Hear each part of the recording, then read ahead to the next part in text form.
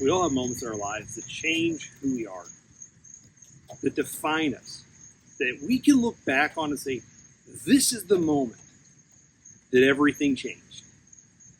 No matter who you are, what your background is, you've had these defining moments. That if somebody asked you, what was the catalyst? What was the thing that shaped your life? When you look back on it, what was it? I've had a lot of them. But today is August 1st, and that is a day that will always ring inside of me. No matter how old I am, or what I've done, or what I've accomplished, August 1st will always be a day that I look back on like, that was the biggest defining moment of my life. Because in that moment, my entire life changed. See, growing up, I was made fun of a lot. And it was hard. And by the time I was in middle school, I wanted to, well, not be here anymore. Two things happened. I found Jesus, and my best friend Nate came into my life. He stood up for me, taught me to defend myself and stand up for myself. And from that moment on, he constantly pushed me to be better and to always go further. We became brothers. We did everything together. Our families vacationed together. We hung out constantly. We were always together. Whether it be riding four-wheelers, working on our trucks, or planning the future. Nate was a grade ahead of me, so he graduated. Well, he graduated in 2002. Let's just set the tone for that. So, you guys know what happened in September of 2001. So, Nate joined the Marines, and a year later, when I graduated high school, I went to Bible college. I joined the reserves. So that meant, everything that comes with that. I remember right before he got deployed, it should have been December of 04. He got deployed in 05.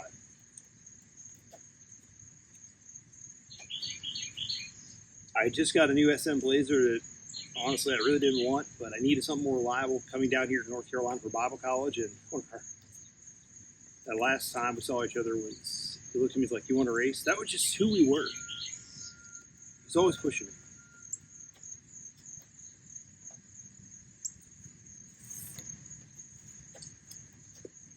I remember in August of 2005, I was at a youth conference.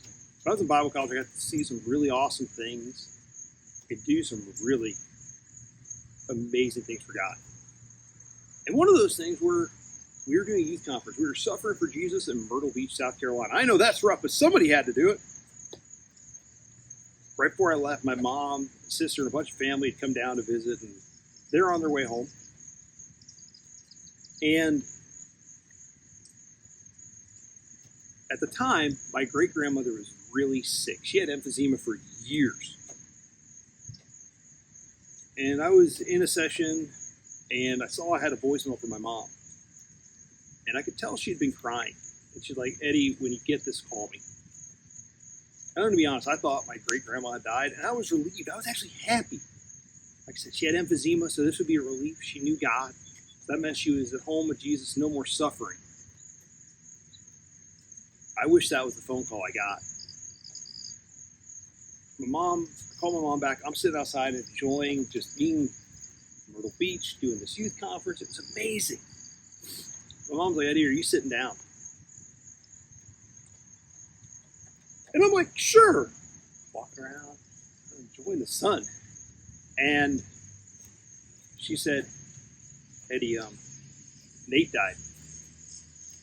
He died in Iraq. And I just remember my whole world stopped. In that moment, my whole world changed. It shifted, fractured. And I said I had to go. And I remember just looking at my wife, we'd been dating 2 months at the time. A little over a month. And she's like, you can't be here. So I went to the sanctuary, lost it, and just People prayed over me. And my wife and I went back to Ohio. And my friends and I knew there was one thing that we could do, because when somebody passes away in Iraq or overseas, it takes a while for them to get home. So this truck behind me is Heritage, my 1982 Chevy C10, or beside me. This is actually my first car, but it was in pieces in my dad's garage. And my friends and I needed something to deal with the loss of a friend, to deal with the pain, because our whole world shifted. This is a guy that we did everything with. He was our brother, and in a moment he was gone. So for 5 days, I think that's how long it took. We slept in my dad's garage.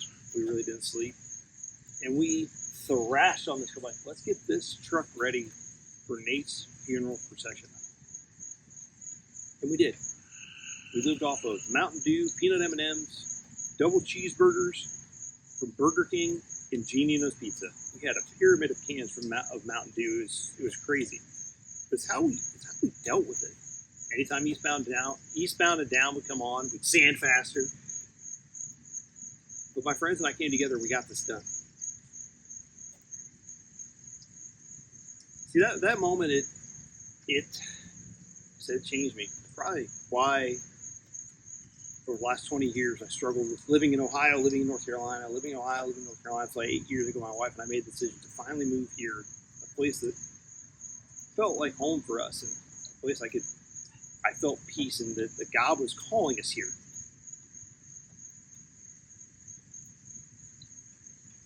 After Nate died, I had a hard time reconnecting with my friends in Ohio, because I was still down here for Bible college and moving back, and I could never reconnect as well as I should have. And for my friends back home, I want to apologize for the last 20 years. Just, should have been there more. Should have hung out more. We hung out here and there, and that's on me. But can't look at the past. We can look forward to the future. And I want to start making that right. I have talked about this truck on the channel so many times. And I think, and honestly, there's been times my dad's like, you should get rid of it, buy a truck in North Carolina, before I brought it back down here. And with this being the 20th anniversary of Nate's death, in my mind, I thought when Nate died, we put this back together 20 years ago in a thrash, that it'd be fully done by now. But life happens, kids happen, and moved around a lot, different jobs.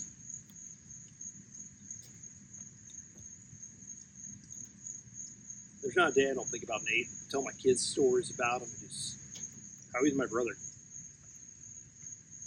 And I miss him every day. It's one of those things that I don't want to say it gets easier, because there's still, think about a certain memory, things you did. Yeah, I still cry. I wish you could have been at my wedding. I wish you could have met my kids. There's all these things, but when you lose somebody, it's about keeping their memory alive. So I am making a commitment now. I just told my wife this commitment, and she agreed with me. But this truck has been put off for a long time. It's been neglected. I'm giving myself, to my wife and I's anniversary, our 20th anniversary, which is a little less than 2 years away. So April 14th, 2027 is my wife and I's 20th anniversary. And my goal is to have this truck done. That her and I can drive it to dinner on our 20th anniversary. That is the goal I'm setting for this truck, and I'm going to stick to it. Because if you don't set goals, nothing will happen, and this truck will rot away. The truck needs a lot of work. But that's the goal I'm setting. Moving forward, I'm finally setting a date for this, because I have to do it for me. I have to do it so before my kids get too old, that I can make memories with them in the truck. I can tell more stories about Nate in this truck.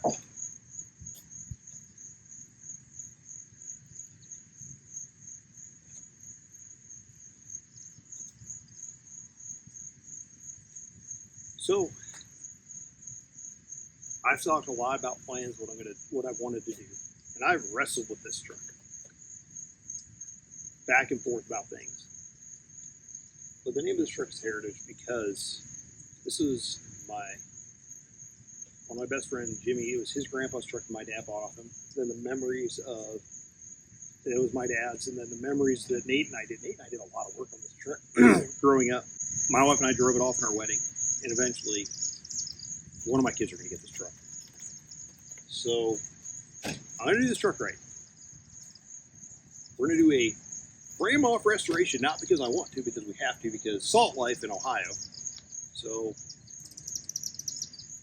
we're going to need some help with this, guys. Not starting on it tomorrow because the budget is not there. So I'm giving myself a 2-year window to get this done over time, so I can start looking for the parts. The main thing is I need a square body frame. Now I know people back and forth. It is a long bed. I want to drive the truck. I'm looking for a square body, short bed, 2-wheel drive frame. Then I'm going to have to look on AMD to get some floor pans and some other things. Obviously new beds, things like that.